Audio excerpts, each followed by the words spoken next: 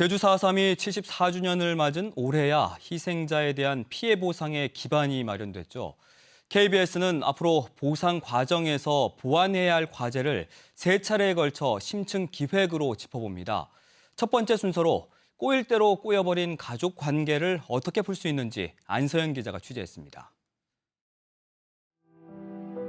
딸 죽기 전에 아버지 호적에나 놓게 만들어 주세요. 아버지 소원이오다예. 올해 74살이 된 이순열 할머니는 아버지 얼굴을 본 적 없습니다. 4.3의 광풍이 몰아치던 1948년 이 할머니가 태어나던 날 아버지가 총살당했기 때문입니다. 5살 무렵 작은아버지 호적에 오른 뒤 고아처럼 살아온 일평생. 이제라도 바로잡고 싶어 아버지 무덤 속 유해로 유전자 대조까지 했지만 일치하지 않았습니다. 20가지에서 이제 4개가 틀렸대요. 강행하라고 해도 또 그걸 팔 수가 없어갖고. 4.3 희생자들에게 보상이 이뤄지게 됐지만 가족으로 인정받지 못한 이들에겐 남의 일입니다.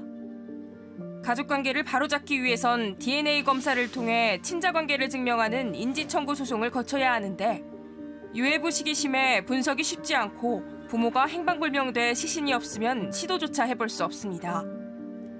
증언에 의한 입증, 인후보증을 간절히 바라는 이유입니다. 인후보증이란 이웃과 친구가 특정 사실에 대해 신원보증을 서준다는 뜻입니다. 반세기도 넘어 과학적 증거 제출이 어렵다 보니 관련자 진술만으로도 친자관계를 인정해달라는 겁니다. 실제로는 사촌이지만 현재 가족관계 등록부에는 형제로 기재되어 있는 그런 분들이 증언을 해주거나 확인 서면을 써주거나. 4.3처럼 국가폭력의 아픔을 겪은 광주에서는 인후보증이 큰 역할을 하고 있습니다. 1980년 11살 때 집에 쳐들어온 군인들의 폭행으로 후유증에 시달려온 박순범 씨. 30여 년이 지나서야 뇌혈관 문제를 알게 돼 보상을 신청했지만 5.18 피해로 보기 어렵다는 이유로 탈락했습니다.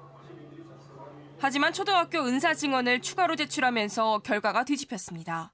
통화해가지고 만나 뵀었죠. 너 맞네. 맞아. 너 아팠어. 자, 이게 답입니다. 심사 과정에서 관련자 진술이 얼마나 중요한지 알 수 있는 대목인데 진술의 신빙성을 따지기 위해선 당시 상황을 잘 파악하고 있는 심사위원 역할이 중요합니다.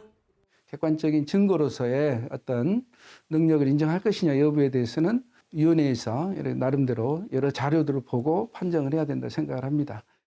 광주 5.18처럼 제주 4.3도 중앙위원회에 보상분과위원회가 꾸려졌습니다.